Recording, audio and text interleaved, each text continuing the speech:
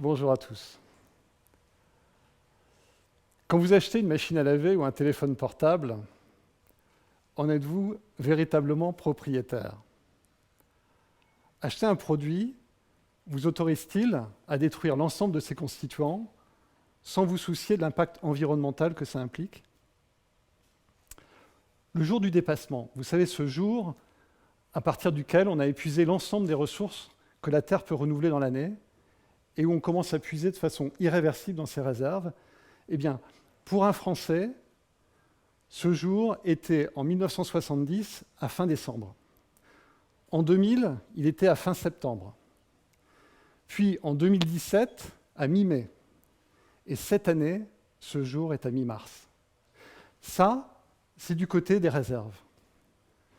De l'autre côté de notre cycle de consommation, on accumule les déchets sans véritablement se soucier du fait que les produits qu'on jette et leurs constituants pourraient parfois être utilisés tels quels pour fabriquer de nouveaux produits ou pour en réparer des anciens. On va crouler sous une montagne de déchets telle Wall-E. Par ailleurs, par épuisement des ressources, un grand nombre des innovations qui font notre confort au quotidien vont nous être bientôt indisponibles. L'ensemble de ce cycle génère annuellement 50% de plus de CO2 que la Terre ne peut absorber, en faisant d'ailleurs l'actualité ces derniers jours sur les problèmes bioclimatiques. On ne peut plus continuer comme ça. Alors, que faire? On ne peut pas pointer du doigt une raison ou une industrie particulière. Pour être à l'échelle des enjeux, il faut que la solution implique l'ensemble de nos habitudes de consommation et également la plupart d'entre nous. Alors notre système productif a commencé à s'organiser selon le principe de l'économie circulaire. Ce que je vous propose, c'est d'aller plus loin avec l'économie sphérique. L'économie circulaire est souvent réduite à un recyclage des déchets. L'idée de l'économie sphérique est de créer des boucles de valeur tout au long du cycle d'utilisation de nos produits et de leurs constituants, en intensifiant le partage et les nouveaux usages. Ces boucles de l'économie sphérique sont autant d'opportunités d'optimisation des ressources et de création de valeur avec des nouveaux services. Alors, aujourd'hui, les bases sont déjà là. Premièrement, on observe une appétence pour des modèles d'usage par rapport à des modèles basés sur la propriété, notamment chez les jeunes générations. Personnellement, mes enfants n'ont pas de voiture, certes urbain, mais ils utilisent Blablacar ou Uber. Même type de comportement avec les résidences secondaires et Airbnb. Deuxièmement, les technologies digitales et les réseaux logistiques sont également disponibles. Et puis enfin, il y a des nouveaux modèles d'affaires qui se mettent en place à l'initiative des startups, mais pas que, comme nous le verrons. Quelques exemples. Vous connaissez sans doute Vinted ou Le Bon Coin, qui vous permet de rechercher des personnes intéressées par vos articles, qui même vous offre maintenant des options logistiques pour organiser tout ça, mais sans possibilité de valorisation des constituants ou de réparation. Vous pouvez vous tourner vers le tri sélectif pour récupérer les constituants. Parfois, c'est partiel. Et puis, il n'y a pas de valorisation à votre niveau. Et pas de réparation non plus. Vous pouvez vous tourner vers des Repair Café ou Decathlon Seconde Vie qui vont vous proposer des réparations, mais sans possibilité d'avoir accès à d'autres objets pour d'autres usages. Darty va plus loin en acceptant la réparation de produits d'autres fabricants. Emmaüs peut récupérer vos objets, mais pas tous, dans l'impossibilité de les valoriser. D'autres exemples comme Mattel, par exemple, vous permet de recycler ou d'upcycler vos poupées Barbie ou voitures Dinky Toys. Mais tous ces petits mondes s'ignorent, car ils procèdent de logiques économiques souvent différentes. Les initiatives sont locales, silotées, sans passerelle, et le parcours utilisateur est parfois très complexe.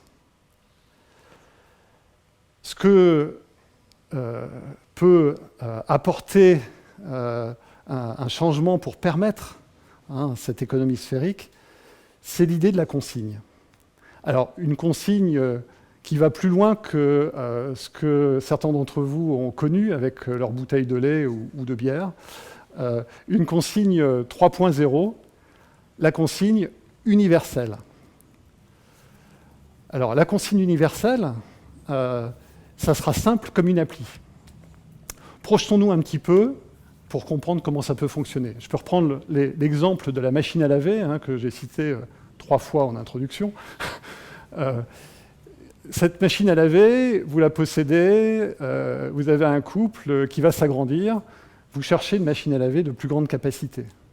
Et bien, l'application va d'abord vous permettre de scanner votre produit, documenter son état, avoir accès à l'historique d'utilisation, et puis rechercher des acquéreurs potentiels, ou plutôt des gens qui pourraient en avoir l'usage, et puis également identifier d'autres personnes qui ont l'usage d'un produit qui correspond à vos nouveaux besoins, une machine de plus grande taille.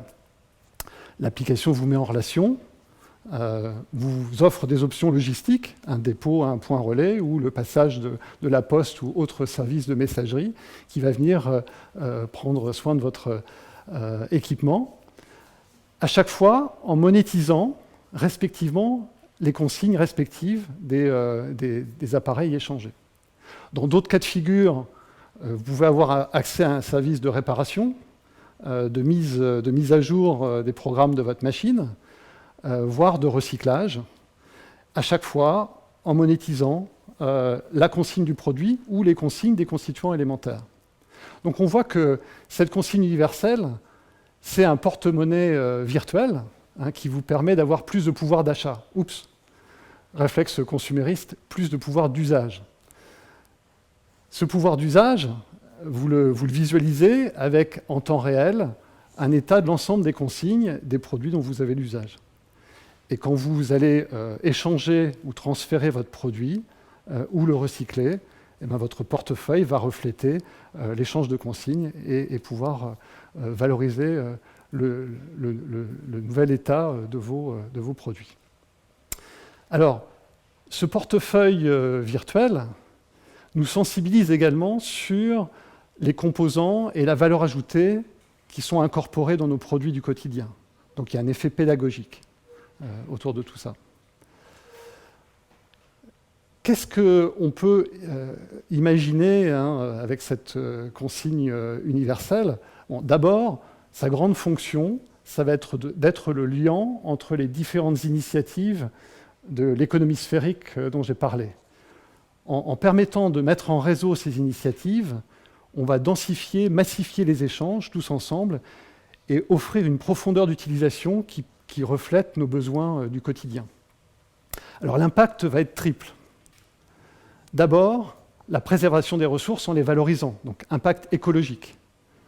Deuxièmement, un impact économique, plus de pouvoir d'achat. Oups, encore une fois, plus de pouvoir d'usage. Et puis enfin, un impact sociétal.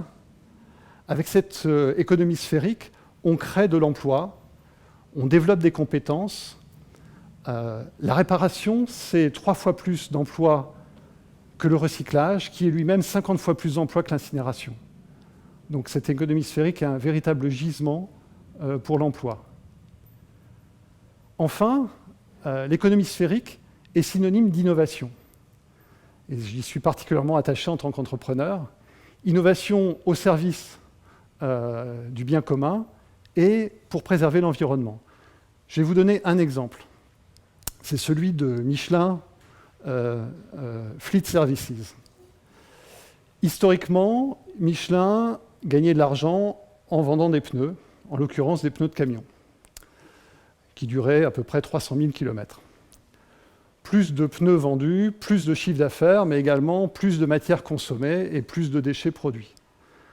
Avec Michelin Fleet Services, Michelin facture à son client les kilomètres parcourus. Donc l'idée n'est plus de maximiser la vente de pneus, mais d'optimiser la durée de vie des pneus pour pouvoir faire le plus grand nombre de kilomètres possible, en l'occurrence avec des rechappages de pneus. Le résultat est que les pneus durent 3 fois plus longtemps, il y a beaucoup moins d'énergie et de matière consommée, beaucoup moins de déchets générés, mais également une économie pour le client d'environ 20% par rapport au modèle précédent. Donc on voit que tout le monde est gagnant, et en particulier l'environnement. Alors, qu'est-ce qui reste à faire pour mettre en place cette économie sphérique et la consigne universelle qui va avec? Alors, premièrement, les technologies. Alors, on l'a vu, les technologies digitales pour la mise en relation des différents protagonistes sont là. L'IoT pour arriver à identifier les objets, documenter leur état, est disponible. La blockchain pour la traçabilité est là aussi. Toutes les briques technologiques sont disponibles. Le deuxième point, c'est la logistique. Eh bien, les réseaux logistiques sont là et généralement surcapacitaires. Le troisième point, c'est l'architecture financière. Il faut adosser cette consigne universelle à une carte de crédit. Il faut également utiliser un système type blockchain avec des jetons d'utilisation, par exemple, la blockchain sous mode token, comme on dit, pour pouvoir assurer les transactions financières et leur degré de confiance. Et puis créer un fonds pour pouvoir rendre l'argent. Tout ceci est possible. Ce qu'il faut également faire, c'est organiser des filières de réparation et former les réparateurs. Et enfin, et c'est probablement le plus important, il faut mettre en réseau l'ensemble des acteurs, les distributeurs, les producteurs, les réparateurs, les pouvoirs publics et les associations pour densifier ces échanges et permettre d'atteindre une taille critique d'utilisation des objets du quotidien pour répondre à nos besoins. Alors, ce que je propose concrètement, c'est de faire un pilote au niveau des acteurs de notre écosystème, du territoire Paris-Saclay, avec des distributeurs, des producteurs, des pouvoirs publics, des associations, pour tester ce principe de la consigne universelle localement, en tirer les enseignements et pouvoir, par réplication du pattern, étendre à un niveau plus global l'idée. En attendant, on peut tous agir. On peut agir en tant que consommateur, en privilégiant les modèles de partage, en privilégiant la réparation et éventuellement le recyclage. On peut agir en tant que concepteur d'objets, en s'appuyant sur l'éco-conception et en prévoyant, dès la conception de l'objet, l'ingénierie de la réparation. On peut agir en tant qu'entrepreneur, en privilégiant à des modèles de consommation des modèles plutôt axés sur le service et le partage, générateurs de beaucoup de valeur. Et puis enfin, en tant que pouvoir public, on peut agir par ces politiques d'achat, par la normalisation et également par une fiscalité incitative sur les flux de l'économie sphérique. Le Mahatma Gandhi nous suggérait d'incarner le changement qu'on veut voir dans notre monde. Eh bien, je vous suggère, tous ensemble, d'agir pour l'avènement de l'économie sphérique et de l'abondance des usages. Merci.